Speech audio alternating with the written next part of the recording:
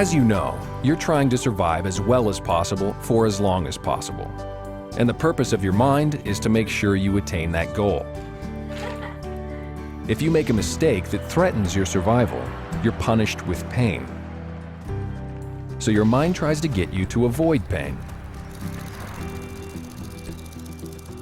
Your analytical mind does this rationally.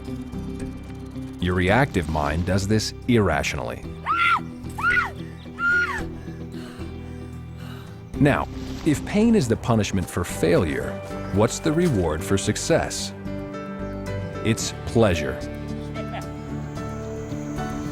Just as you're thrust away from pain, there's a force within you that thrusts you toward pleasure. And pleasure is absolutely vital to your survival. It's as necessary to living as a beating heart. Pleasure is your reward for pursuing and achieving the goals you have that enhance your survival. The more obstacles you overcome on the way to your goals, the happier you are and the better you survive. On this graph, your urge to survive would be an arrow that thrusts away from pain and toward pleasure. We call this thrust the survival dynamic. You need a strong dynamic thrust to overcome the things in your environment that try to suppress your survival. These suppressors thrust down, threatening your survival in some way, and your analytical mind thrusts up with solutions. The degree to which your mind is able to overcome life's suppressors determines how well you'll persist in life. Good work, everybody, we can do this! And some people have a stronger thrust than others. Your potential to survive can be found to fall somewhere on this graph, which is divided into zones. The higher the zone, the stronger your dynamic thrust and the better you survive. For example, in the fourth zone, you'd be able to overcome those suppressors. You'd have an excellent survival potential and you'd be enjoying life. But in zone 0, the suppressors would seem to be too great to overcome and you'd be barely surviving. This is the zone of no hope.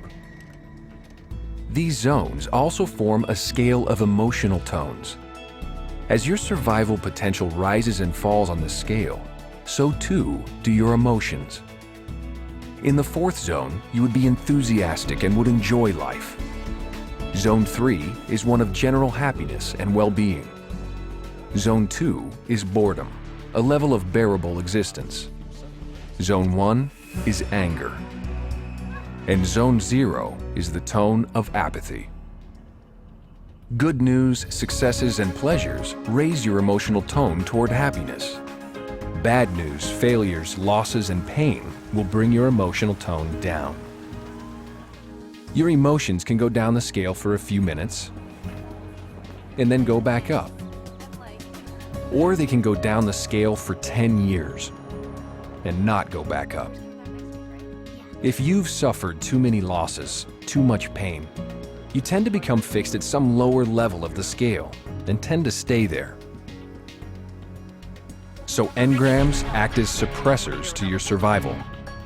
They suppress your intelligence by feeding irrational information into your analytical mind, and they suppress your dynamics by trapping your life force and lowering your emotional tone. Engrams prevent you from reaching your full potential.